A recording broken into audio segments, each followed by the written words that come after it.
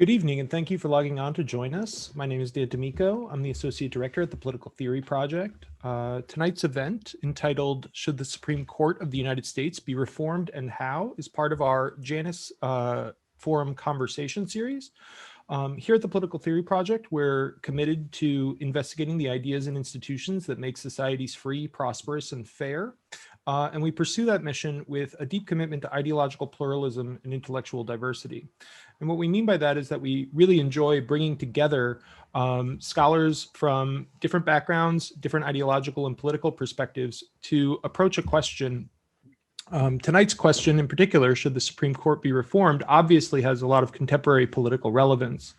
We're going to be joined by two leading experts in the field.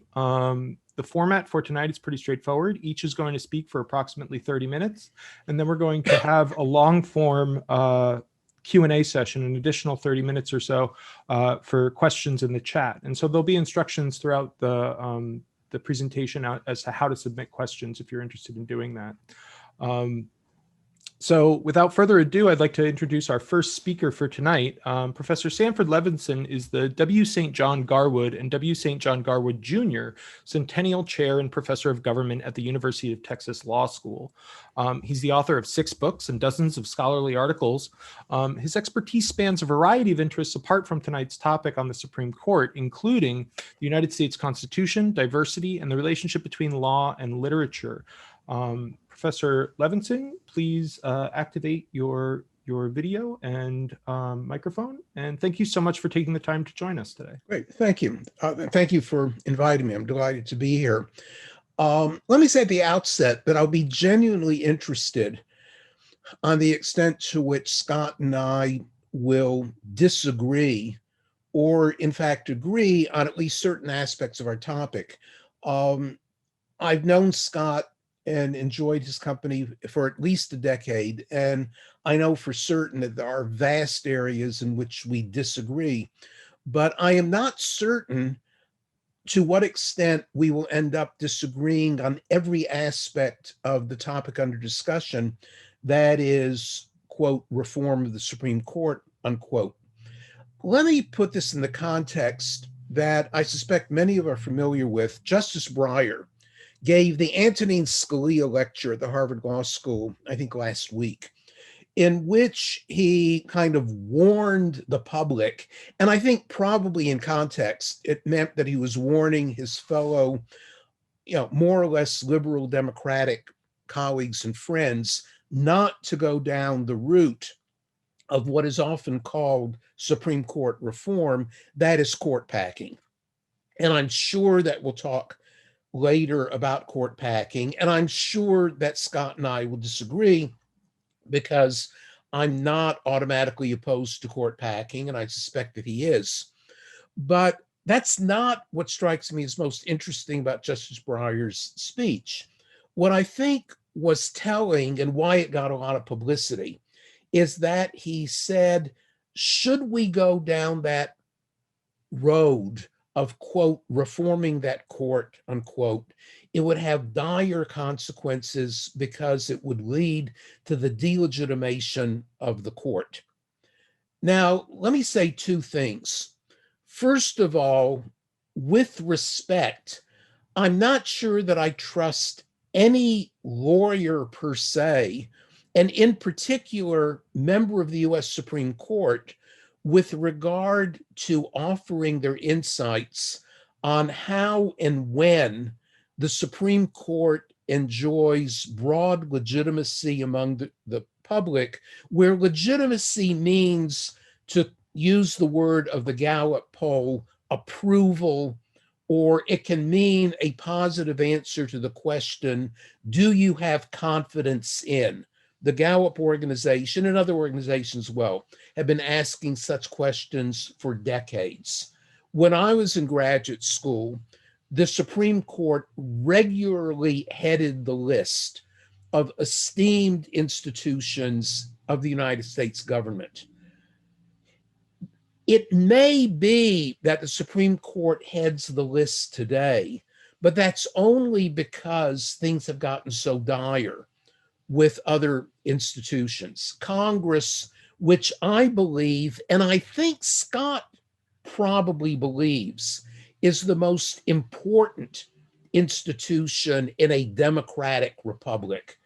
Congress has an approval rating or a confidence rating on a good day of 15 or 20%, and very often 10 to 12%.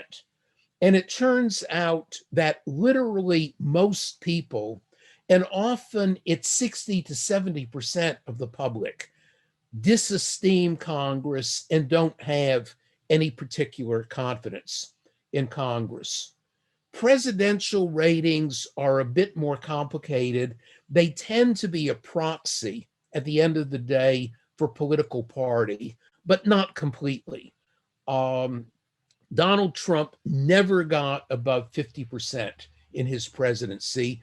Joe Biden is enjoying a certain kind of honeymoon right now, and I think he's in the high 50s or maybe even low 60s.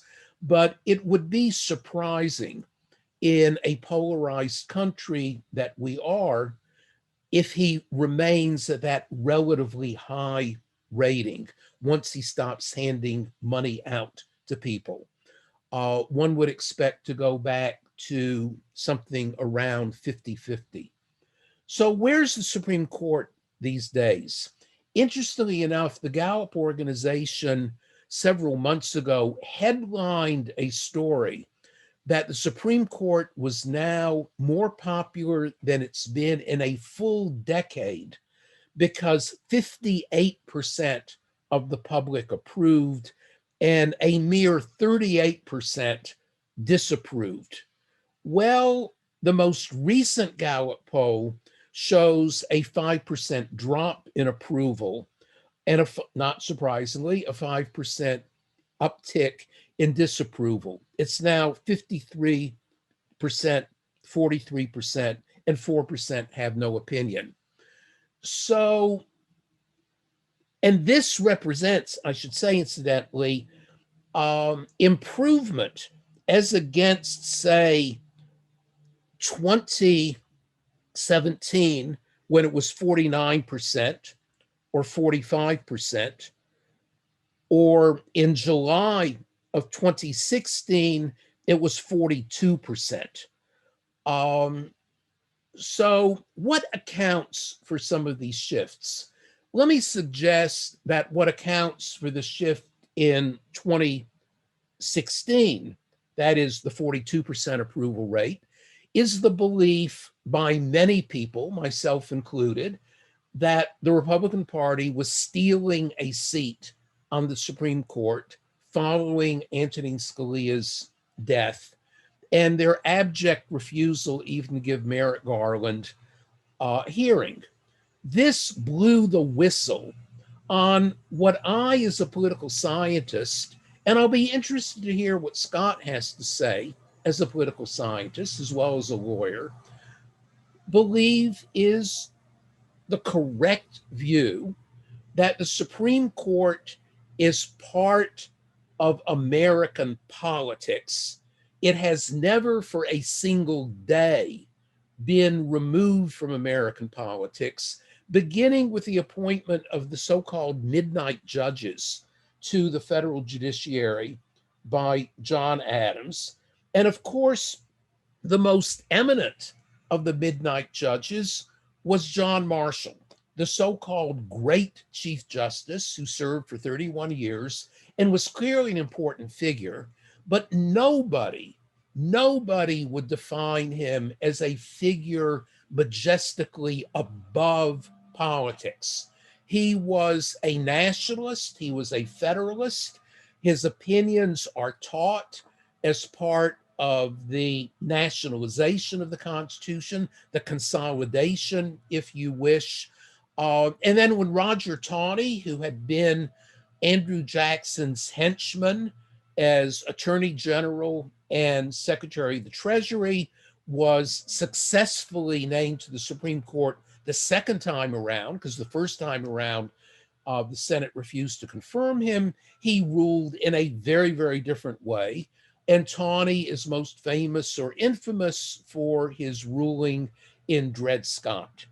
And I think that's par for the course. I think presidents who are head of political coalitions, the original version of the founders, that we would be led by people above politics who disdain the idea of political parties and membership in a political party. That might have been a noble vision, but it turned out to be completely delusionary. Depending on which historian you read, it came to an end in 1795, 1796, or certainly in 1800 when we almost went to civil war because of the Federalists' desire to block Thomas Jefferson from becoming president. Jefferson made it on the 34th ballot, but only after the governors of both Pennsylvania and Virginia threatened to call out the militias if Jefferson didn't become president. So that's part of the background. Legitimation comes from popular approval, and it is not surprising that that correlates with the parties that have established a dominance over the government. And then it would not be surprising that in an age like our own, which is highly polarized, most polarized since, in fact, the run up to the Civil War, where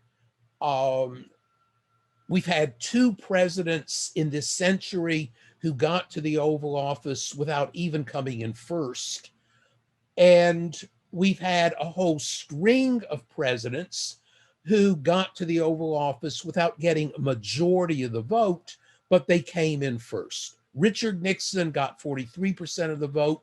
Bill Clinton got 43% of the vote in 1992. In 1996, he got up to 49.5, but that's not a majority.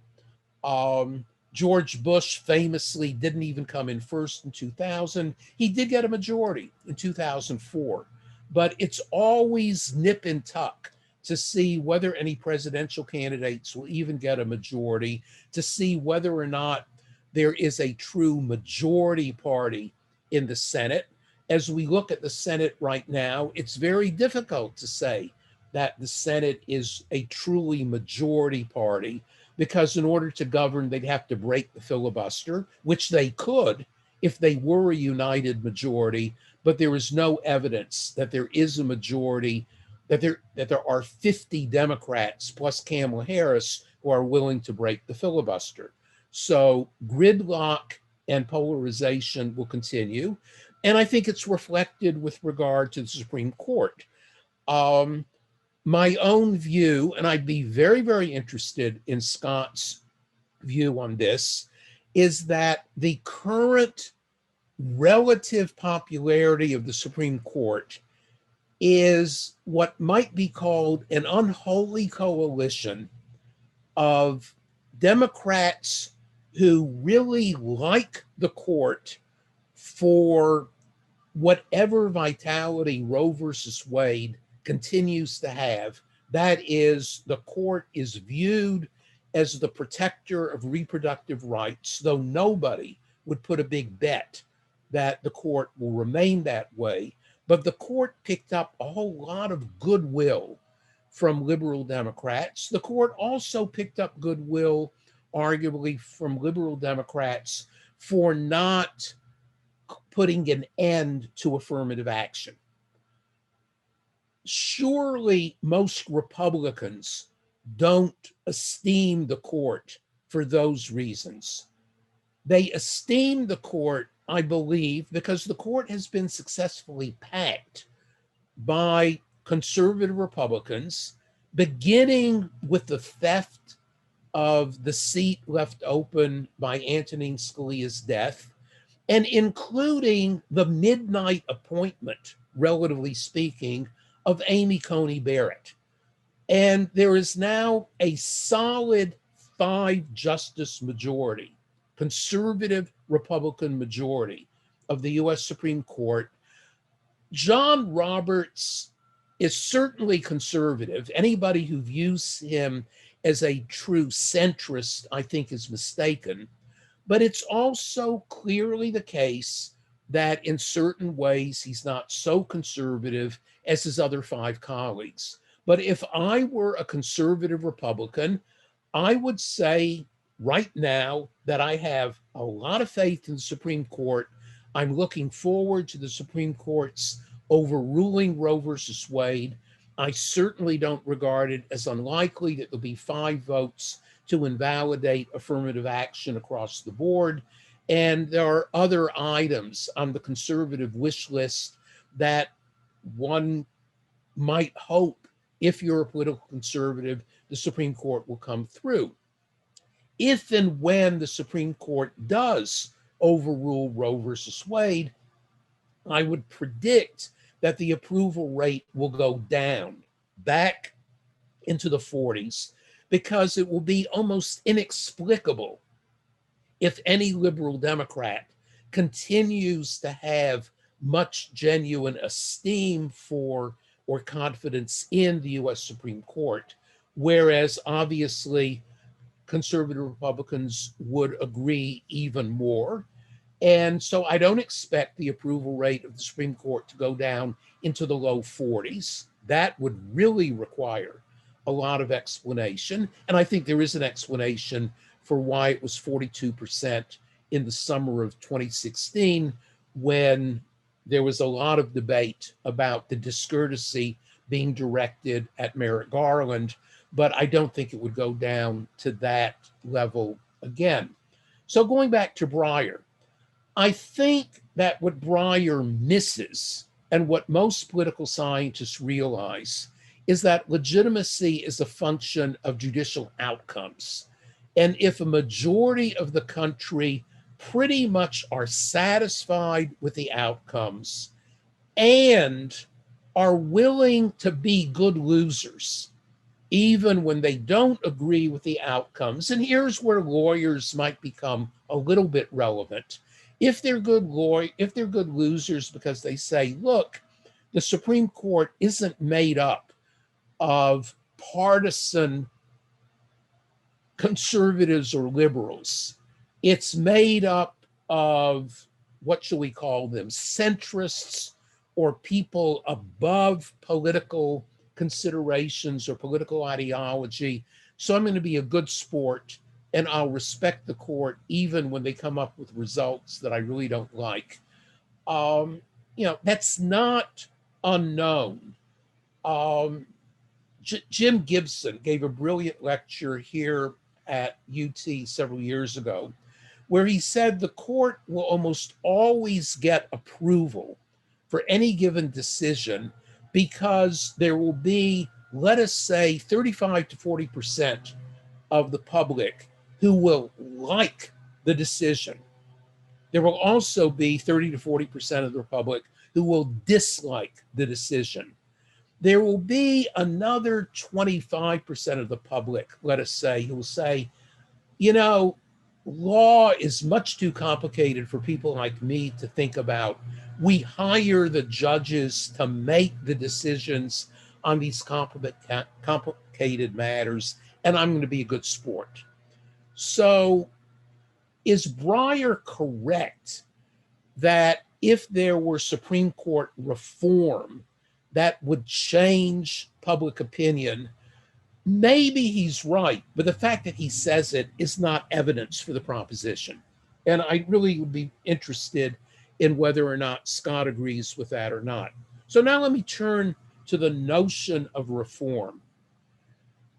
In putting this panel together, I think it's fair to say that you were imagining that we would immediately jump to court packing.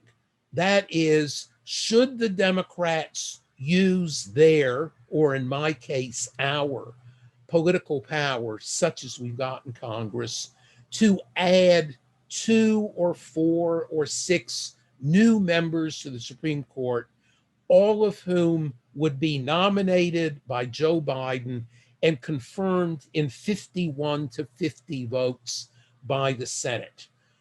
I'm willing to defend that, especially in a debate. But frankly, it's not going to happen. Nobody believes it's going to happen in the next several years.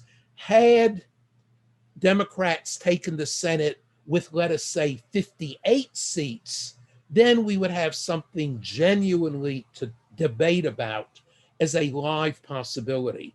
But right now, we're not debating about a live possibility. What are some other, perhaps more live possibilities of reform? And here is where, as I say, I will be genuinely interested on the extent to which Scott and I disagree. Start with something so basic as, should the Supreme Court's hearings be televised? Because of COVID, the Supreme Court has now started appearing on radio, on the internet. And so ordinary people and lawyers have the opportunity to listen to the arguments. There is no evidence whatsoever that this has diminished the regard of the public for the Supreme Court. In fact, I suspect that at least some members of the public will say, you know, the judges sound smart, they sound interested in the cases, they're asking interesting questions, the lawyers are coming up with interesting answers, and I now realize that these are really complicated questions that don't submit to any easy answers. Would it be any different if it were on C-SPAN? The Supreme Court is adamantly opposed to the idea that we, the people, should be able to see the Supreme Court in operation. Why? It's been suggested, well, they don't want to be recognized when they go out to dinner. Okay, maybe that's right. But is that a good enough reason to continue depriving us of the opportunity to see this very, very important institution of the Supreme Court in action? A second reform. There was an article just this past week on the refusal of the Supreme Court to grant cert in a couple of cases dealing with abortion. And the article suggested basically that the judges were trying to scope out the likely votes of their colleagues. And if they couldn't depend on their colleagues voting the right way with regard to the result, then they were going to hold off for a while longer. Makes pretty good sense to me as a political scientist. That's the way politicians think. There's nothing wrong with politicians thinking that way. If you're a member of a faculty and you're trying to get some curriculum reform through, you ought to count the votes. And if you don't think you've got the votes, then probably you shouldn't make a dramatic speech on the importance of the curricular reform. You make that speech after you're fairly confident you can win, or that you are so gifted that you can persuade people that you ought to win. But the question I've got is, given that when the Supreme Court decides to decide, and deciding to decide is the name of a book written by my colleague here at the University of Texas, H.W. Perry, on the cert grant process of the Supreme Court, something that most of the public doesn't think about that often, but lawyers certainly do. And what Perry discovered, and there's nothing new about this, he simply demonstrated it with the skills of a social scientist, of a political scientist, that the judges are gaming the system, as it were. They're reluctant to vote for cert unless they think their side is likely to win. This makes perfectly good sense to me. But is that a good thing for the country? I increasingly doubt it. I increasingly believe that a very, very good reform would be to create an independent cert court consisting of a random selection of federal judges and judges from state Supreme Courts, and even a few non-judges who would solemnly deliberate among themselves, is this the kind of case in which we, the people, could really benefit from a decision by the Supreme Court? If the cert court says yes, then the Supreme Court has no choice about hearing the case. If the cert court says no, then the Supreme Court doesn't hear the case. But what this would do is diminish considerably, I think, the raw politicization of a very, very important part of the Supreme Court that I think diminishes the legitimacy of the court for people like Scott and me. Because as knowledgeable political scientists and lawyers, we are familiar with the cert process. I don't have much respect for the cert process. I'm really curious about whether Scott does. Another reform, and here I think that Scott and I disagree, but I'd be really interested if that is the case. I am very, very interested in comparative constitutional law. That does mean that I'm interested in comparing the US national constitution with other constitutions around the world. But I'm also interested in comparing the US constitutions with the constitutions of every single state in the Union.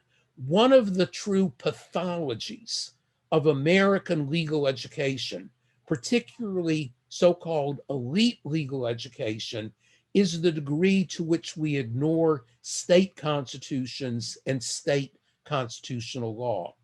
If you look at the 50 state constitutions, you discover there's only one, Rhode Island, interestingly enough, that has life tenure. All of the others have either term limits or age limits. Almost all states elect their judges for better and for worse. And I think it's worth thinking about what one might learn from the state courts. One of the things I learned is that it's not really a good idea for judges to serve for 34 years until they're 90 years old, which John Paul Stevens, who was one of my judges, that is, he was thought to be a liberal by the time he died, though he's a Republican appointee. I like Justice Stevens. I admire Justice Stevens. I don't think he should have stayed as long as he did. I think that Ruth Bader Ginsburg was engaged in an ego trip in refusing to retire earlier after she had received a diagnosis of a cancer in which the survival rate after 5 years is something, I think, like 7%. I think that William Rehnquist, who died as a judge, was also engaged in an ego trip when he knew that he had terminal cancer, but he couldn't bring himself to retire. There is something about being on the Supreme Court, perhaps because they are surrounded by coteries of devoted law clerks, that Supreme Court justices develop a cult of indispensability. I think that's a bad idea. I would gladly adopt term limits for the US Supreme Court of either 16 or 18 years. Originally, for this evening's program, my adversary, so to speak, was supposed to be Steve Calabrese, the founder, one of the founders of the Federalist Society. Steve, unfortunately, had to pull out, I believe, because of illness. Steve actually agrees that life tenure is a mistake. He and I disagree only in that he believes it would require a constitutional amendment to get rid of life tenure, and I don't. But we don't disagree that it's really an idea whose time should have gone to have judges who can and do serve, relatively speaking, forever. Now, it's possible that Scott and I genuinely disagree on that in a way that Steve Calabrese and I would not. But as I say, hey, well, getting rid of life tenure is not the same as packing the court. The last of the so-called reforms is court packing. I'm very happy to discuss that further during the discussion period after Scott's talk. But I want to reiterate, at this particular moment, it is not a truly serious political possibility, though it is something that academics certainly enjoy debating. These other reforms, ironically enough, are not on the political table, not, I believe, because they scream liberal or conservative, but rather because we don't think that much of the degree to which we are well served by every single feature of the current Supreme Court and what we might modify. Let me throw out one last possibility. Why should the Chief Justiceship be forever? Why shouldn't the Chief Justice be, as in a whole bunch of state courts, the senior judge on the court, so that John Roberts or Earl Warren or John Marshall or Tawney, I do not mean to be making a political point, but why should we have the same Chief Justice for 20 or 30 years? If the chief were simply the person in charge of getting the coffee, who cares? But it turns out that being Chief Justice brings with it certain important powers. One of them is that if the chief is in the majority, the chief always gets to assign who writes the opinion. This is not unimportant. It's also the case that it's the chief who himself, and up to now it's been only himself, who gets to appoint the members of the FISA court, a very important court in the modern era of the national security state. The rest of the Supreme Court doesn't even have to agree with the chief's appointments. Why should we put that much power not only in the hands of a single individual, but to say you have this power as long as you live in effect? So I think that would be another valuable reform, that the current Chief Justice would actually be Clarence Thomas, because he is now the senior member of the Supreme Court, having been appointed in 1991. I would have voted against Thomas's confirmation. Scott has written a book on Clarence Thomas. He and I disagree about Clarence Thomas as a justice, but I would be quite content right now to have Clarence Thomas as Chief Justice until he retires, especially if we also had a term limit. It turns out that Clarence Thomas has been on the court now 30 years. I think that's too long. So we might talk about that aspect of Justice Thomas as distinguished from his originalism or his anything other ism. So let me stop here. I think I've gone maybe even a minute or two over my allotted 30 minutes, but I'm really grateful to be here, and I'm really interested to hear where Scott and I disagree or where there might be some genuine areas of agreement. Thank you so much, Professor Levinson, and again for joining us. I realize it's less satisfying because at this point in the program, we would normally have some applause for you. Our next speaker for this evening is Scott Douglas Gerber. He is a professor of law at Ohio Northern University. His 9 books include A Distinct Judicial Power, The Origins of an Independent Judiciary from 1606 to 1787, published by Oxford University Press. And in 2020, he won the inaugural Christopher Collier Prize from the Connecticut Supreme Court Historical Society. Thank you so much, Scott, for taking the time to be with us tonight. And you've got approximately 30 minutes. Thank you. Thank you, Dan. It's a pleasure to see you again. And it's a privilege to be on the panel with Sandy Levinson, who is one of the giants in my field. If I could have the PowerPoints, thank you. Next PowerPoint, please. Sandy talked quite a bit about Justice Breyer. That is Justice Breyer.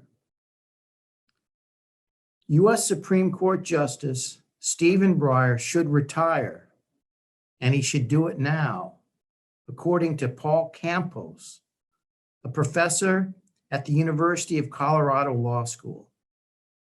If Breyer waits even until the end of the court's current term to announce his resignation, there's a risk that a Democratic senator will die, leave office, or suffer a disabling health crisis, potentially putting the Senate in the hands of a Republican majority.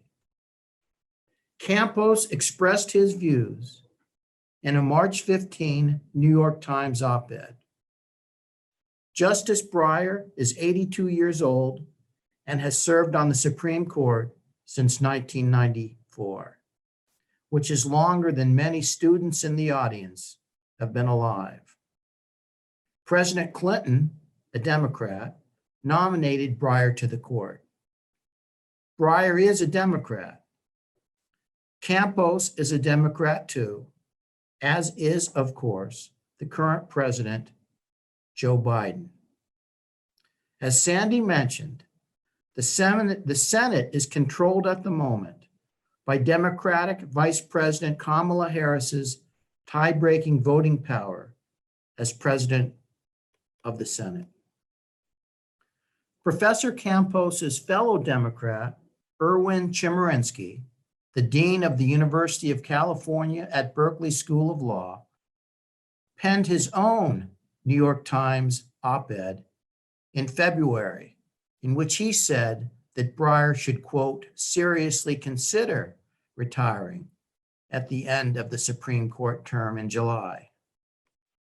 Chemerinsky had written a similar March 2014 op-ed in the Los Angeles Times, calling for Justice Ruth Bader Ginsburg to step down to allow then President Obama, a Democrat, to appoint her successor. After Ginsburg died in September 2020, then President Trump, a Republican, nominated Amy Coney Barrett to fill her seat. Justice Barrett is a Republican. Ginsburg, affectionately known as the notorious RBG, was nominated to the court in 1993 by President Clinton and was 87 when she died. She was a Democrat. Among the potential Supreme Court reforms on the table during tonight's discussion are term limits and age limits. Sandy mentioned them both. If either were already in place, neither Professor Campos nor Dean Chemerinsky would have needed to pen their op-eds. Next PowerPoint, please. Personally, I don't think it's prudent to try to answer this evening's question about whether the Supreme Court should be reformed without understanding why the court was established in the first place. And to understand why the court was established, we need a bit of political theory and history. I discussed the details of that political theory and history in the book Dan mentioned, A Distinct Judicial Power, that I completed during a year-long sabbatical at the Political Theory Project at Brown. I'm pretty sure that what I say in the book is why I'm speaking here this evening. Sandy Levinson kindly provided a dust jacket blurb for the book, as did Brown's Pulitzer Prize-winning historian, Gordon Wood. Part 1 of the book examines the political theory on which an independent judiciary was based by tracing the intellectual origins of a distinct judicial power from Aristotle's theory of a mixed constitution to John Adams's modifications of Montesquieu. Part 2 chronicles how each of the original 13 states and their colonial antecedents treated their respective judiciaries.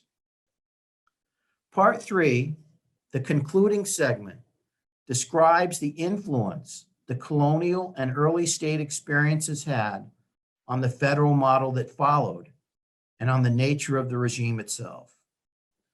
I explain how the political theory of an independent judiciary investigated in Part 1 and the various experiences of the original 13 states and their colonial antecedents examined in Part 2 culminated in Article 3 of the U.S. Constitution, which is the article about the judicial power. Next slide, please. That's John Adams. Sandy mentioned John Adams. Time constraints permit me to expand on only John Adams's contributions to the origins of judicial independence in America. But that's okay, because Adams's contribution is the contribution that's most relevant to tonight's discussion about Supreme Court reform, because Adams himself created the political architecture that the framers memorialized in Article 3.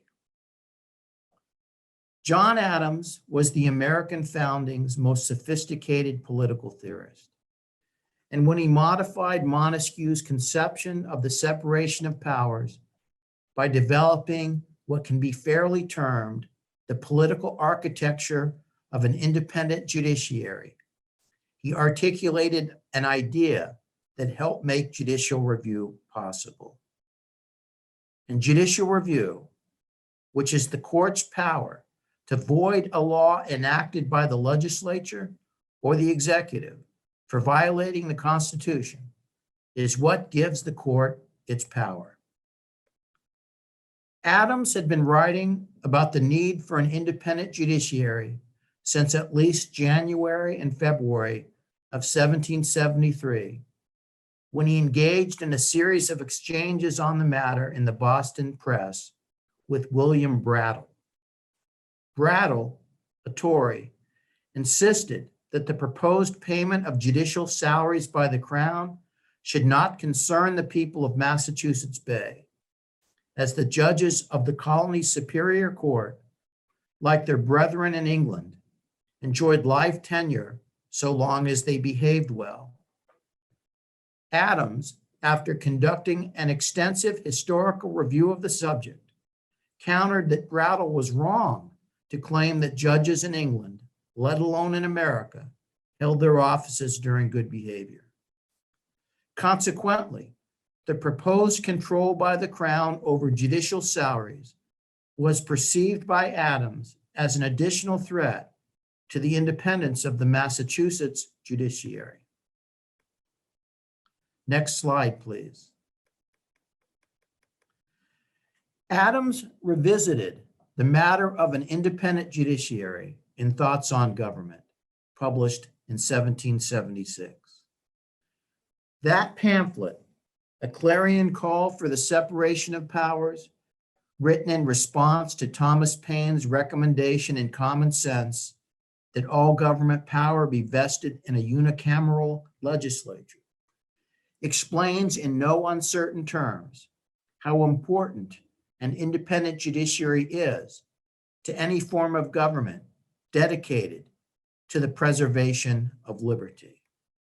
And this is what Adams wrote, quote, "The dignity and stability of government in all its branches, the morals of the people, and every blessing of society depends so much upon an upright and skillful administration of justice that the judicial power ought to be distinct from both the legislative and executive and independent upon both, that so it may be a check upon both, as both should be checks upon that." Adams argues in his pamphlet for more than merely making the judiciary a separate branch of government. He also calls for judicial compensation that is stable and tenure so long as judges maintain good behavior. Quote, "They should hold their estates for life in their offices, or in other words, their commissions should be during good behavior and their salaries ascertained and established by law. Judges who misuse their offices should be impeached by the House of Representatives before the governor and council, and if convicted, should be removed." Next slide, please. The U.S. Constitution of 1787 excluded the executive from participating in the impeachment process, but otherwise contained principles identical to Adams's proposal. As David McCullough put it in his Pulitzer Prize-winning biography of Adams, quote, "Little that Adams ever wrote had such an effect as his thoughts on government." Why does this political theory and history matter for tonight's discussion about Supreme Court reform? Because judicial review is the ultimate expression of judicial independence. And without judicial independence, no court could safely void an act of a coordinate political branch. Bluntly stated, the risk to a judge who exercises judicial review when he or she is not independent of the executive and the legislature is either removal from the bench or a reduction in salary.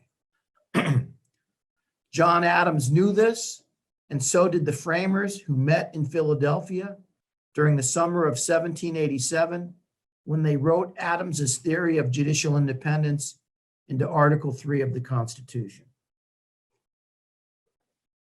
And of course, it is today's conservative court's exercise of judicial review in all manner of politically contentious disputes, abortion, affirmative action, LGBTQ rights, voting rights, etc., that has led to the current call for Supreme Court reform from the left.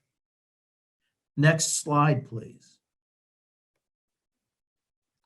Not surprisingly, this is not the first time the left has tried to minimize the power of a conservative court.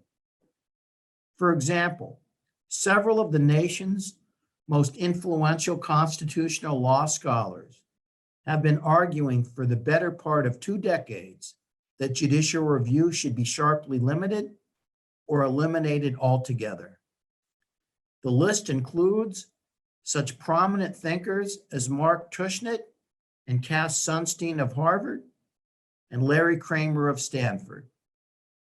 My friend Sandy Levinson is also a popular constitutionalist. In place of the doctrine of judicial review, these leading voices of the legal academy call for popular constitutionalism, a constitutional law that is defined outside of the courts by the people themselves, whether we act in the streets, in the voting booths, or in the legislatures as representatives of others. Of course, popular constitutionalists were not the first group of scholars to try to situate the court's role in the American constitutional order on the basis of the decisions a particular court has issued or might soon be issuing. The best example of how partisan most constitutional law scholars long have been on the subject appeared during the liberal Warren Court era, when influential law professors such as Charles Black and Eugene Rostow argued that the court spoke for the people when it exercised judicial review in Brown v. Board of Education and other cases.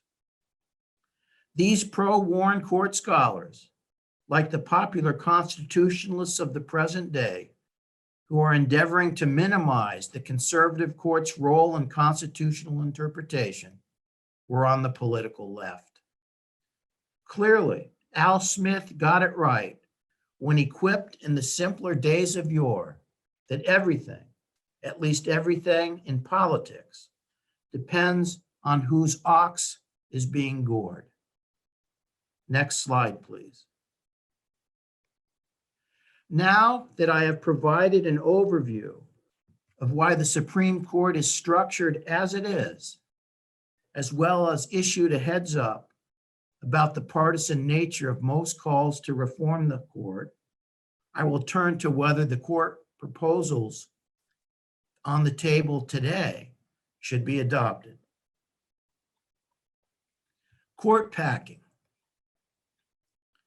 The Constitution is silent on how many justices can serve on the Supreme Court at a time, and the original court was comprised of 6 justices, not the current 9. The number is specified by statute. The Judiciary Act of 1789 set the number at 6, a Chief Justice and 5 Associate Justices. In 1807, Congress increased the number of justices to 7. In 1837, the number was bumped up to 9. And in 1863, it rose to 10. In 1866, Congress passed the Judicial Circuits Act, which shrank the number of justices back down to 7 and prevented Andrew Johnson, then the president, from appointing anyone new to the court. 3 years later, in 1869, Congress raised the number of justices to 9, where it has stood ever since. Although I'm not wedded to 9 as the number of Supreme Court justices, I do oppose increasing the number if the reason is to change the ideological composition of the court. Whether that composition be right, as it currently is, or left, as it has been in the past. As Justice Breyer mentioned on Tuesday at Harvard, and Sandy alluded to that speech, even Democrats opposed Democratic President Franklin Roosevelt's plan to pack the court in the 1930s so that the majority of justices voting to void his various New Deal statutes would shift to a majority voting to rule the New Deal statutes are constitutional. The Democrats thought President Roosevelt's court packing plan was too blatantly partisan. Today's court packing proposals are similarly partisan. Term limits, and Sandy mentioned term limits. Although the political architecture that John Adams proposed in Thoughts on Government, that the framers memorialized in Article 3, calls for life tenure during good behavior to help ensure judicial independence, I think term limits for Supreme Court justices is probably a good idea. The framers never imagined that people would live as long as they do, and that judges would serve for 2 or 3 decades. A justice with, say, an 18-year term would be plenty independent, and term limits also would disabuse the American people and the justices themselves, and on this point I agree with Sandy, of the myth that only a small handful of lawyers are capable of doing the job of a Supreme Court justice. Thousands of lawyers could be competent Supreme Court justices. Indeed, some people argue that Supreme Court justices don't even need to be lawyers, given how policy-oriented most Supreme Court decisions are. I think Sandy Levinson feels this way.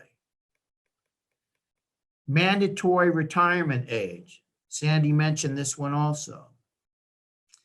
In the Federalist Papers, Alexander Hamilton specifically opposed age limits for the Supreme Court justices because he thought that many people remained vibrant in their later years and that forcing an older judge to retire would deprive the polity of too many talented older judges and older judges of financial subsistence. Hamilton was from New York, and the New York Constitution at the time required that judges retire at 60. Hamilton opposed that, writing as follows in the Federalist Papers. The deliberating and comparing faculties generally preserve their strength, much beyond that period in men who survive it. And when, in addition to this circumstance, we consider how few there are who outlive the season of intellectual vigor, and how improbable it is that any considerable portion of the bench, whether more or less numerous, should be in such a situation at the same time, we shall be ready to conclude that limitations of this sort have little to recommend them. In a republic where fortunes are not affluent and pensions not expedient, the dismission of men from stations in which they have served their country long and usefully, and on which they depend for subsistence, and from which it will be too late to resort to any other occupation for a livelihood, ought to have some better apology to humanity than is to be found in the imaginary danger of a superannuated bench, close quote. I think a mandatory retirement age is fine as a matter of judicial independence. Of course, 60 is too young. As with term limits, the framers never imagined that people would live as long as they do and that judges would serve into their 80s and 90s. And even though a vibrant and capable justice might be required to retire before showing signs of diminished capacity, most people, including most judges, are diminished as they reach their 80s and 90s, and a diminished judge is a dangerous judge. Moreover, federal judges receive generous pensions these days and can live a comfortable life in retirement. And the last reform proposal on the agenda. Does our current system successfully insulate the Supreme Court from partisan politics? My answer is no. And the process by which Supreme Court justices are appointed is to blame. The modern process is too politicized. Nominees are selected because they supposedly check certain political boxes, especially the box about voting the way the president hopes they will vote, and senators vote for or against a nominee's confirmation on the basis of how the particular senator thinks the nominee will vote in specific cases. Age, specifically youth, also has come to dominate the process because the president, then President Trump especially, wants the judge to serve on the bench for 3 decades or more. Next slide, please. And that, of course, is the notorious RBG, Justice Ginsburg. I will close with two recent examples of the inappropriate partisanship of the Supreme Court appointment process.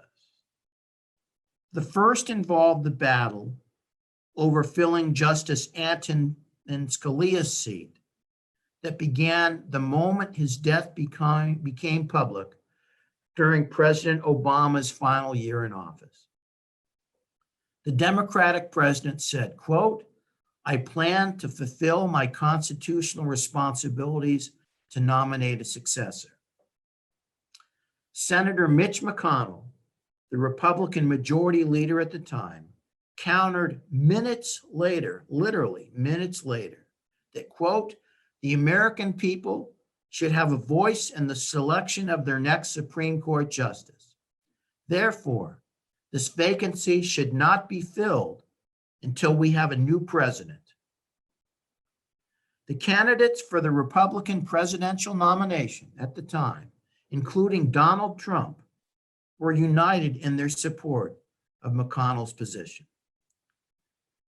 President Obama nominated Merrick Garland to the Supreme Court, but as Sandy mentioned, the Senate refused to hold a confirmation hearing.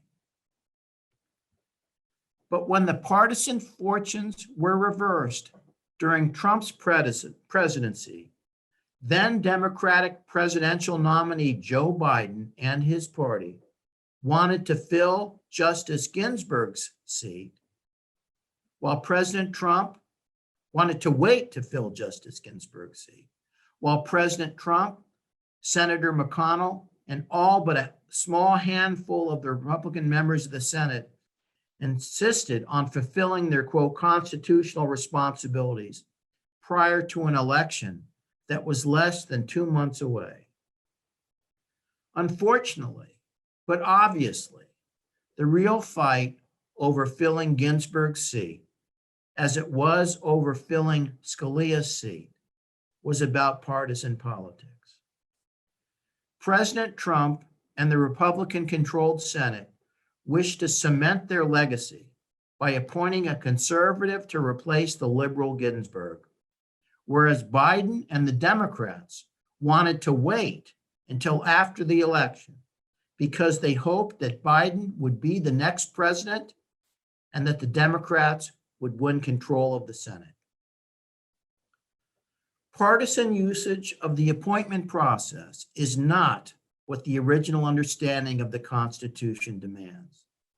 Instead, the original understanding is for, to quote James Madison, "a bench happily filled with the esteemed likes of George Wythe, John Blair, and Edmund Pendleton, leading jurists of Madison's day."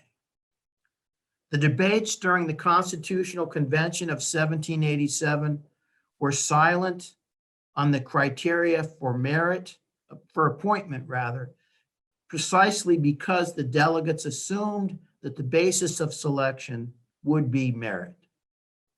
Even Alexander Hamilton, who saw a limited role for the Senate in the appointment process, believed that the Senate could and should reject a nominee who was lacking in merit.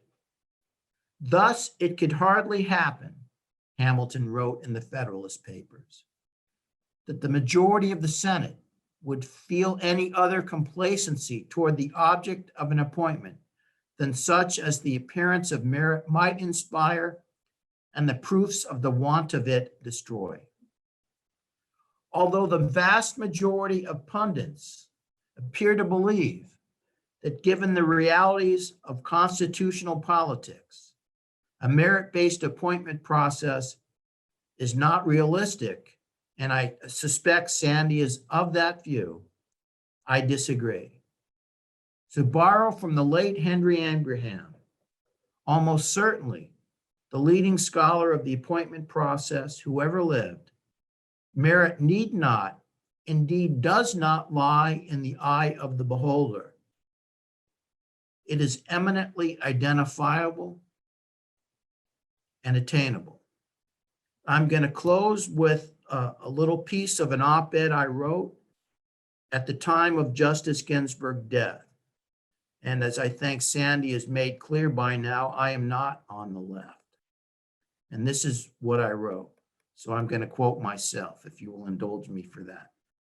Whatever one may have thought about Justice Ginsburg's liberal politics, it is difficult to deny that the president who nominated her to the Supreme Court, Bill Clinton, and the Senate that overwhelmingly confirmed her 96-3, happily filled the court with a jurist of merit.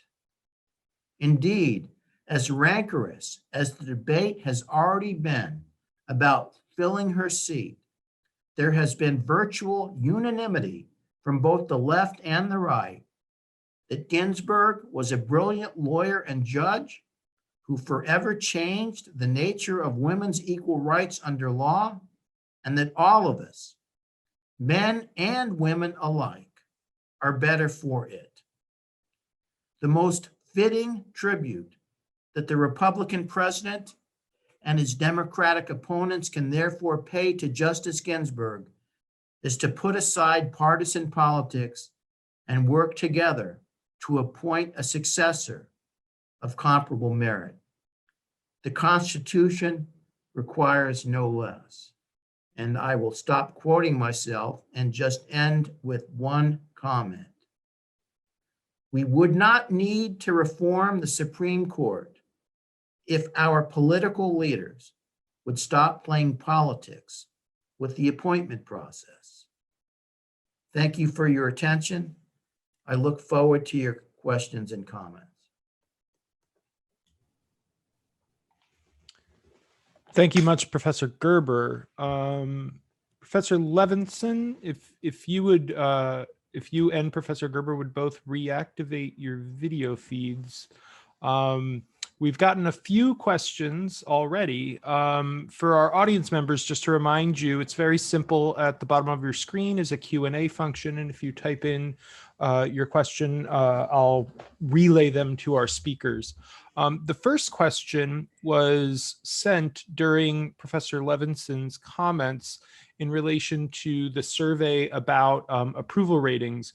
It reads, can the Supreme Court, as it is now, be democratically legitimate despite the counter-majoritarian difficulty? Sure. The counter-majoritarian difficulty is something that legal academics especially obsess about. It's a term that comes from Alexander Bickel writing in the 60s. And the argument, simply put, and I think simplistically put, is why should a majority of the Supreme Court have the ability to invalidate legislation passed by a majority of Congress and presumptively signed by the president? Isn't that more democratic than what the Supreme Court does? And here we have to take Scott's arguments very seriously. I'm not an opponent of judicial review per se. I think it is useful to have a court that on occasion, we would disagree, I suspect, about some of the occasions, but in terms of the sheer theory, it's valuable to have a court to say, you might have gotten a majority of votes in Congress, the president might have signed it, but it really does violate the fundamental presuppositions of the Constitution. So that's one argument that, and I suspect Scott and I agree, that judicial review makes no sense unless you believe that there are certain things majorities can't do. So in that sense, counter-majoritarianism is built into it. Secondly, and this is one of the things that drives me crazy about most of my colleagues and the way law schools operate, the only counter-majoritarian thing we ever seem interested in talking about is the Supreme Court. From my perspective, and Scott and I may or may not disagree, I'm really genuinely not sure, you can't get anything more counter-majoritarian than Article 5 of the Constitution that makes it nearly impossible as a practical matter to amend the Constitution. The US Senate every single day is an insult to the notion of majority rule. the filibuster, the presidential veto that gives one individual the right to stop legislation that's gotten the support of both houses of Congress, and the president wins 95% of all veto contests because it's so difficult to override vetoes. The US Constitution is full of counter-majoritarian features. Law professors obsess about this one, but then the other answer to the question that was asked, there's a whole sub-industry of political science that is devoted to measuring through a variety of empirical techniques the degree to which the Supreme Court does or does not vary from some notion of public opinion. And there is the paradoxical argument that in some ways the Supreme Court is a more accurate measure, more accurately reflects, I should say, public opinion than do the people in Congress who are all partisans. Scott and I disagree on affirmative action. I suspect we disagree on abortion. One of the things I suspect we can agree on is that the Supreme Court has come up with extraordinarily ungainly, and some would say incoherent, doctrines about both abortion and affirmative action. And if you look at polling, you find that most of the American public agrees with the by stipulation incoherent doctrines of the US Supreme Court on abortion. And most Americans agree more or less with where the Supreme Court has ended up on affirmative action. So you have the absolutely incoherent Gratz and Grutter decisions on the very same day. And I suspect that Scott and I agree that those two decisions taken together make no sense. But they do apply a way in which a majority of the Supreme Court says this far and no farther, and most of the public seems to shrug their shoulders and say, okay. So measuring public opinion, which is really what the counter-majoritarian difficulty is all about, is very, very hard. And as I say, it is genuinely subject to interesting debate among political scientists as to how much the Supreme Court on any given occasion will deviate from majority opinion. Scott, any comments on counter-majoritarian difficulties and democratic legitimacy? Yeah, no, Sandy got it just right. And Dean Chemerinsky wrote a famous foreword in the Harvard Law Review, where he pointed out that the Constitution is full of counter-majoritarian provisions. And judicial review, the Supreme Court, et cetera, is the most obvious one. There was a famous phrase penned once called the essential functions thesis. And the essential function of the Supreme Court is to tell the majority that there are certain things they're not allowed to do.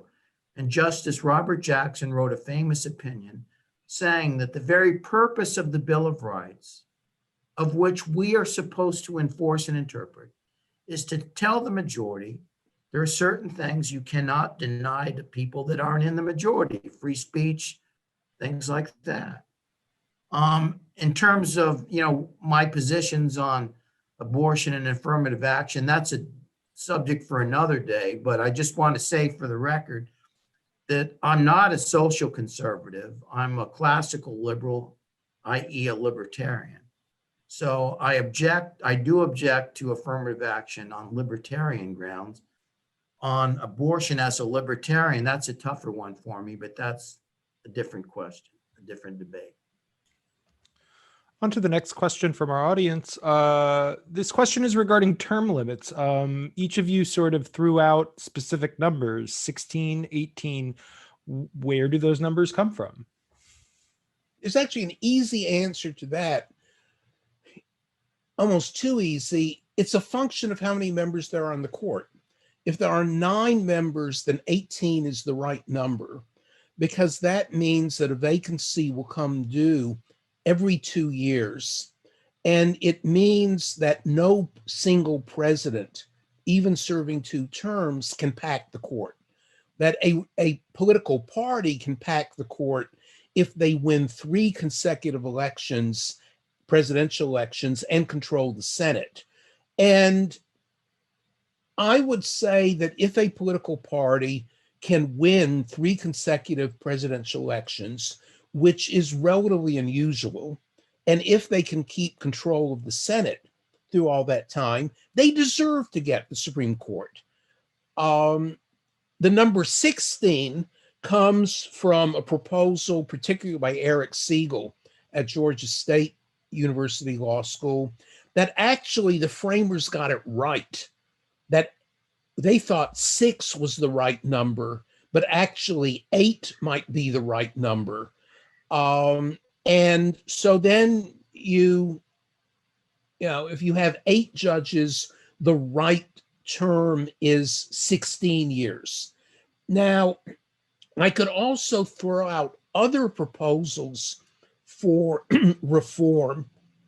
I'm taken by a notion that the Supreme Court be composed maybe of a few permanent members, but that any given panel of the Supreme Court should be random selection of a combination of the permanent members of the court and the entire federal judiciary and state Supreme Court judges, because there really is something crazy about having the same group of people with their foibles as well as their abilities make these decisions year after year.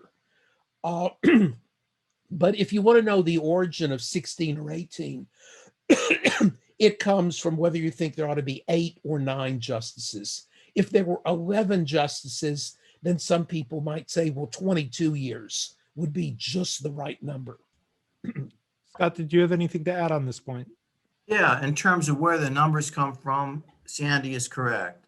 I just want to say 1 or 2 related things, if I could, and that is that no one needs to hold power for 20 or 30 years. Nobody. I don't care what the job is. And I'll give you 2 examples. And one of them relates to Brown. You had a president, Ruth Simmons, who, as far as I could tell, was tremendous. Everybody loved her.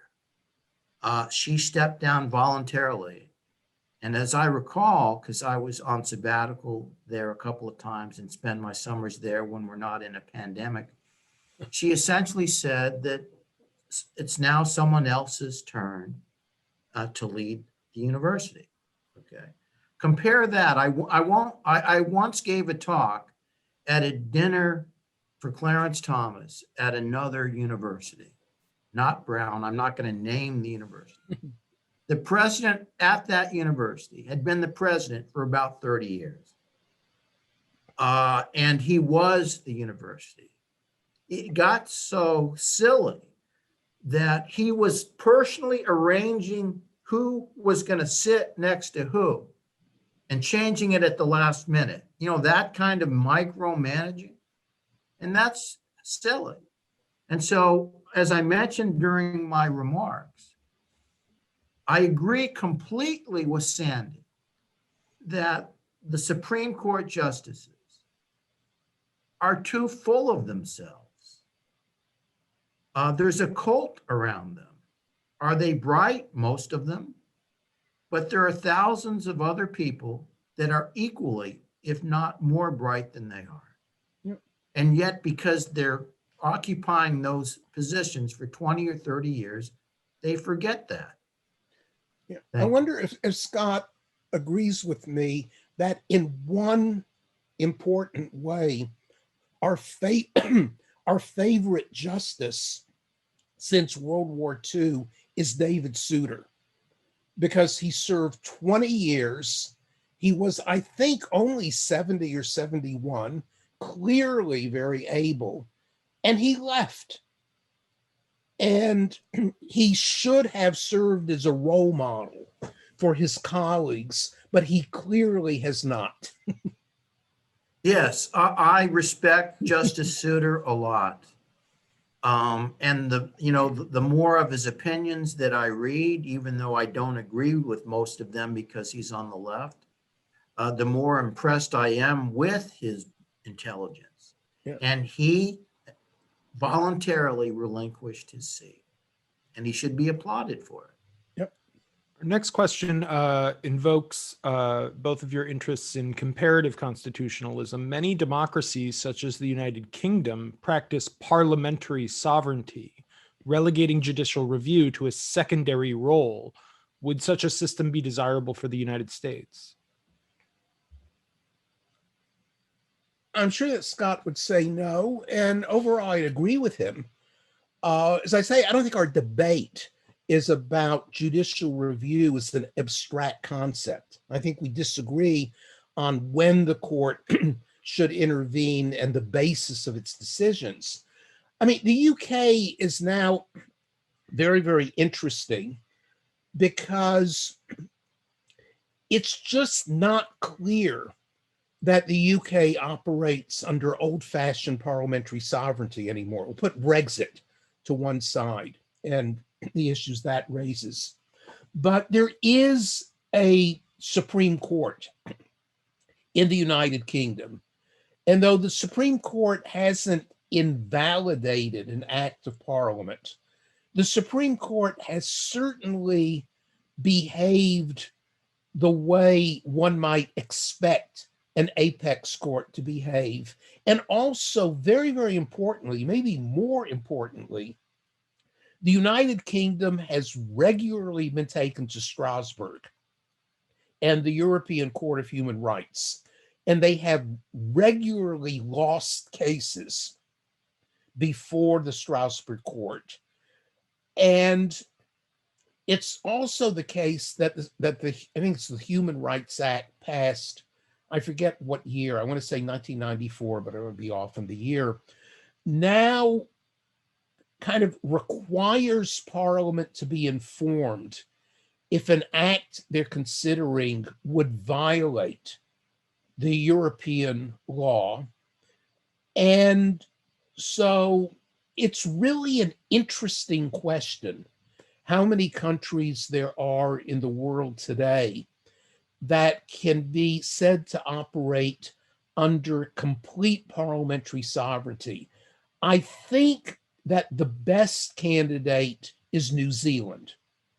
Israel would be number 2 on the list, but the Israeli Supreme Court in the 1990s engaged in the so-called constitutional revolution that established a kind of de facto judicial review in Israel that is very controversial. And it's not clear it will stick, but it does describe Israel right now. And then there's the UK, which is enmeshed in the European legal system, even after withdrawing from the EU. And it just gets very complicated. The Netherlands, incidentally, has also rejected judicial review, but it's also enmeshed in Europe. So it's not the case that the Dutch parliament can do just whatever it wants. It is that the Dutch courts won't invalidate what parliament does on the ground that it violates the Dutch constitution. But the overwhelming number of countries and every American state recognizes something called judicial review, and the debate is on what the term means. Yeah, I absolutely oppose making our Supreme Court a secondary institution. We need a co-equal Supreme Court to remind the political branches that they cannot violate, in particular, individual rights. And that was the point of that Justice Robert Jackson made in that opinion that I mentioned a couple of minutes ago. We simply need a less partisan court. And as I said in my remarks, we'll never get a less partisan court until our political leaders, i.e. the president and the Senate in particular, stop playing politics in the partisan sense with the appointment process. Yeah, I wonder, I mean, I think that Scott is right, but I certainly don't have any confidence that there will be, kind of that road to Damascus moment when presidents and senators will see the error of their ways. So, I'm much more inclined to think of alternative constitutional design. Ironically enough, I think that the most defensible occasion for a filibuster is with appointments to the Supreme Court. In Germany, they don't have the filibuster. It is simply part of German law that it takes 2/3 of the Bundestag to appoint somebody to the Constitutional Court. What that means, given that no political party has ever had 2/3 majority, is that the Christian Democrats negotiate with the socialists or with the Greens or the Free Democratic Party. And the German Constitutional Court is, I think it's safe to say, one of the most esteemed courts in the world. Though one of the really interesting factoids about the German Constitutional Court is that there are no judicial biographies. Most people don't know who's on the Constitutional Court. They have, I think they serve 12-year terms. They're very well-respected people, and nobody is interested enough in them to write a biography. Whereas the last time I was at the Supreme Court building, about 14, 15 months ago, at the Supreme Court bookshop, there is an entire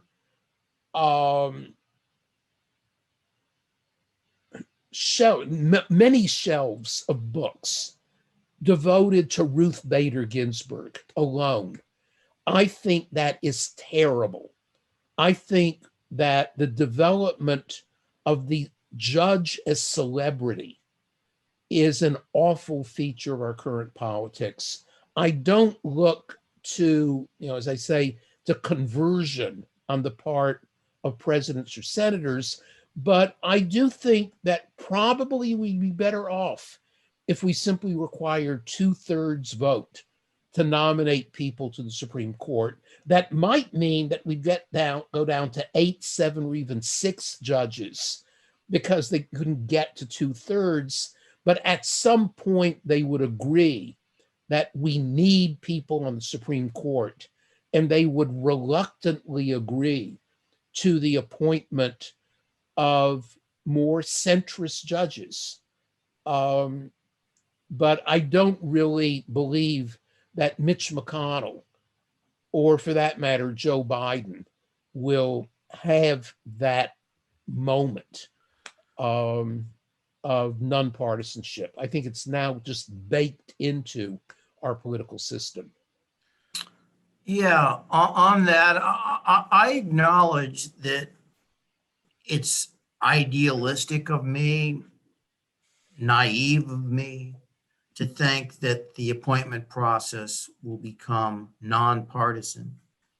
But I quoted James Madison and Alexander Hamilton on that point for a reason, because they at least hoped it would be nonpartisan. And as I also mentioned, Henry Abraham reminded us all in his famous book, Justices and Presidents, that merit is not merely in the eye of the beholder, it's achievable. And I'll give you just 2 examples. And it's rare, I admit that. I mean, you have nominees that have stellar credentials, and they just squeak by these days, 51-49, that sort of stuff.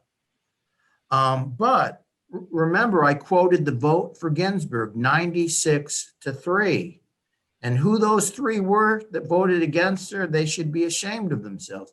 I do agree with Sandy that once she got as ill as she did, she should have stepped out, as is the case with William Rehnquist. The other example I'm going to give on merit is this. Herbert Hoover, a Republican, Herbert Hoover, okay, nominated Benjamin Cardozo to the U.S. Supreme Court. Benjamin Cardozo was a Democrat, but Benjamin Cardozo was also almost universally regarded as the best lower court judge in America at the time. Hoover was persuaded of that fact and nominated him to the Supreme Court. And it's sad that we have to go back as long ago as Herbert Hoover to find someone willing to do that. But it can be done. Quick point. I think Scott's evocation of the Cardozo example is very important. The problem I have with quoting Madison and Hamilton is that I think, particularly for Madison, Hamilton is a more complicated case. But particularly Madison, 1787, really and truly hated the idea of political parties and believed that the clever design of the 1787 Constitution would be a way of forestalling political parties. You read Federalist 10, it's the great attack on faction. Faction is just political parties. It's another term for political parties. As I said before, by 1795 or 96, or certainly by 1800, that view had become clearly delusional. And you have the first American party system, and you have the appointment of John Marshall as a Federalist by John Adams in order to do whatever he could to stave off the hated Antichrist who was about to take office. And of course, as Scott well knows, that Adams, also, the Federalists also passed the act that created a federal circuit judiciary in which every judge, lo and behold, was a Federalist.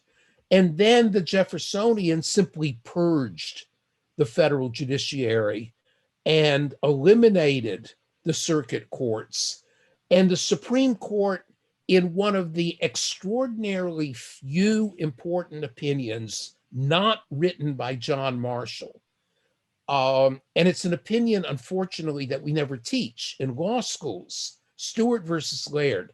It's a week after Marbury versus Madison. Everybody reads Marbury, and Madison, of course, wrote every single word.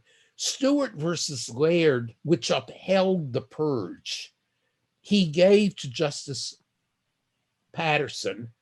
And I don't think it's completely fair to say that it reads a bit like what Antonin Scalia called argle-bargle, in terms of saying, yeah, the Jeffersonians can simply purge the judiciary by eliminating the circuit courts. We're not exactly going to tell you why, but they can do it. And I think the best reason why is that if they had ruled against the Jeffersonians, they might very likely have been impeached. And I suspect that Scott and I both agree that would have been a bad thing. And so discretion was the better part of valor. But I do think that whatever one thinks of Madison and Hamilton, they really, for better or for worse, have nothing to tell us with regard to the operation of our current political system other than to hope, naively or not, for a conversion back to a very, very old way of looking at American politics, which is basically to eliminate politics. Our next question comes in the form of a sort of innovative proposal. It coins the term jurisdiction stripping. What about changing the jurisdiction of the Supreme Court as a means of removing the court from certain political disputes? Yeah, that's been tried in the past. It never gets anywhere. And I would oppose it. Again, that makes it seem like everything is just partisan. And I don't think we should become more partisan. I hope we don't become more partisan. I agree with Sandy that we are very partisan. Every part of life for most people is agenda driven, office politics, everything you got. But there are exceptions to that, and we can inspire to do better than that. And I'll just give you one example involving the book that I talked about a little bit tonight and that you mentioned. And when I started that book, I had no idea what I was going to find. I just was interested in it. I kept reading comments from my friend Gordon Woods saying someone needs to write a book about the origins of judicial independence in America. And I didn't know Gordon at the time. So I emailed Gordon and I said, does that mean that you're working on it or that one of your students is working on it? And he said, no, someone needs to do it. And so he encouraged me to do it. That's the kind of man he is, great man. And so I did it, but I had no idea what I was going to find. I had no idea that John Adams was so important to the topic we're discussing tonight than he is until I wrote that book. So I wasn't agenda driven, and Sandy and I spar quite a lot on the con law professors list. I take positions that other people don't like sometimes because the list is 98% left, as I think Sandy will concede. But it's not because I'm trying to be partisan. I just think that's where the principled answer is. And so just because everyone else is partisan doesn't mean we should give up the fight and to try to be less so. The court's too important to just give up. I think the practical problem with jurisdiction stripping is that if you strip jurisdiction for the Supreme Court, that doesn't get rid of judicial review. It simply means that it would be what the Constitution calls the inferior courts would have the last word, or even if you strip all federal courts of the power to engage in judicial review, then state Supreme Courts would have the last word, because ironically enough, Article 6 of the Constitution commands state judges to give priority to the national Constitution. So in jurisdiction stripping is a good red meat to the base sort of proposal. But if one thinks it through, it just doesn't make much sense. Even if something in you would like to punch back at the Supreme Court for doing something you don't like. Scott, I'm very interested in what you think of the proposal for an independent cert court. I mean, that's been around for a good while, I think. Yeah. Yeah, I don't know. I think the current Supreme Court should take more cases than it does. This is ridiculous. I mean, what are they taking on the merit? 65, 70 cases a year. Yeah. They got 9 people. The 9 have 4 law clerks. That's one reason, by the way, these people are serving until their 80s and 90s, because they don't have to work very hard. If you only have a couple of cases and you have 4 very bright people doing all your work for you, and these lawyers are spending a lot of money writing really good briefs. All you got to do is pick one that you like the best, lift the argument from the brief, put it in your opinion, and then give 2-hour speeches like Stephen Breyer did on Tuesday. That actually sort of foresees a question that I had. As an economist, it seemed like so much of the sort of reasons of the arguments surrounding term limits and the size of the court was centered on what could be described as like supply side factors. And rarely did they ever address sort of demand side factors. And I don't have any legal expertise, so I didn't know whether the caseload was high or low. I suppose one question would be, in an imaginary future world, if we had dozens or multiple times over the amount of caseload, would that shape these sorts of arguments about how large or small the court should be, or how lengthy the term of any individual judge should be? Oh, sure. I think inevitably, the U.S. Supreme Court has a scandalously small caseload. The federal judges who deserve our sympathy are the so-called inferior judges. They are overborne with cases, in part because they don't have control over their own docket. They don't have the same number of clerks. In fact, I would suggest, as another reform that Scott and I might agree on, reduce the number of clerks, or make the number of clerks a function of the number of cases they actually take. But, as a certain kind of crass economist might predict, if you have a lifetime job with guaranteed salary, you have certain incentives to cut down your workload. And the Supreme Court has certainly done that because Congress has delegated to them the power beginning in 1925 to do so. But, I think India right now has 31 or 32 judges on its court. India is obviously larger than the United States, but it's not 3 times larger, I don't think. But the real point is that the Indian Supreme Court takes far, far more cases. The Israeli Supreme Court might be a better example. I think that it currently has 15 members. And this is a country with about 8 or 9 million people. It turns out that the Israeli Supreme Court High Court has lots and lots of cases.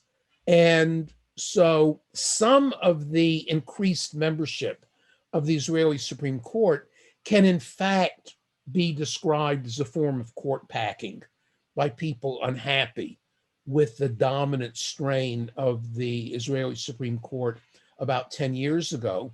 But another part of it is the fact that they really work very, very hard. They have fewer clerks than U.S. Supreme Court judges do. And my impression is that Israeli Supreme Court justices write their own opinions, whereas I believe it is taken as a matter of course that most members of the U.S. Supreme Court, I don't know about each and every one of them right now, but that most members of the Supreme Court really serve as senior partners in a 5-person law firm where the other 4 are their clerks, and it is the job of the clerks to prepare the basic opinions. This is one of the reasons why the opinions are longer they need to be, and they're close to unreadable because they're case crunching. And what we teach our students to do is to analyze cases and nothing else. Whereas I suspect that one thing that Scott and I again would agree on, that whatever you think of John Marshall, and I have mixed feelings about the great Chief Justice, he almost literally never cited a case. Even where there were cases he could have cited, he wrote what really are great state papers that really wrestle with how should we imagine ourselves as a country? How do we construct a constitution that, as he put it, is designed to endure through the various crises of human affairs? And you can assign a Marshall opinion and have a really good discussion with undergraduates, not only law students, because Marshall sets out very basic issues that we can agree or disagree on, whereas modern opinions can go on forever.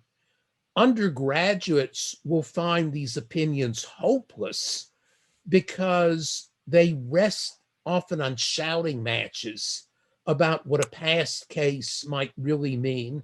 And there will be lots of cases. And why should we spend our time doing this? Whereas I love teaching the old cases, whether I agree with them or not, because they really get down to basic issues in a way that modern cases get down to arguing with one another about what past cases have meant.